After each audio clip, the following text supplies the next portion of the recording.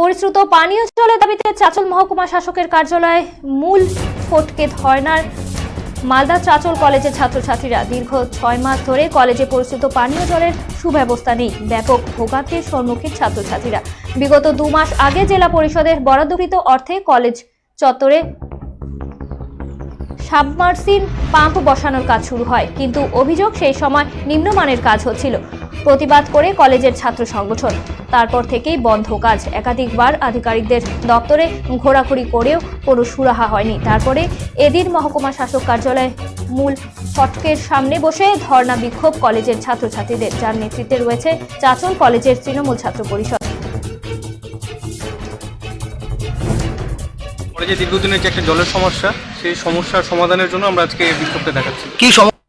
বিগত কয়েক মাস আগে আমাদের কলেজে একটা জলের স্কিম আছে, বিশুদ্ধ জল স্কিমের কাজ শুরু হয় মাস দেড়েক আগে। আমরা খুব খুশি হই, কারণ কলেজে জলের একটা সমাধানের সমস্যাটা ছিল।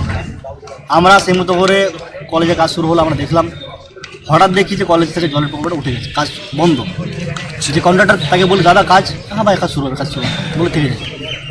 তারপরে কাজ শুনে নেই, কাজ অন্য জায়গায় চলে গেছে। আমরা আজ থেকে কয়েকদিন আগে ধরে আমাদের কলেজের টিএসসি সবাই প্রত্যেকেই আমরা বিভিন্ন দপ্তরে গেছি, বিভিন্ন জায়গায় গেছি, আবেদন করেছি যে জলটা আপনারা ফিরিয়ে দিন। কলেজে পরীক্ষা আছে, 9000 ছেলে মেয়ে আছে কলেজে, পড়াশোনা করছে, এখানে কলেজে ক্লাস চলছে regular.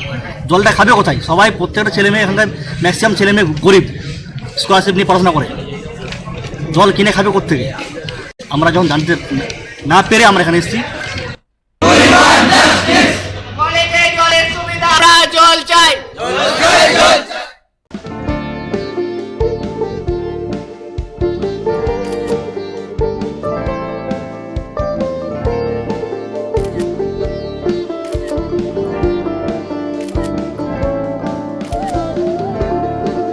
Kiara ma'am, shot ready. Just 1 second, huh?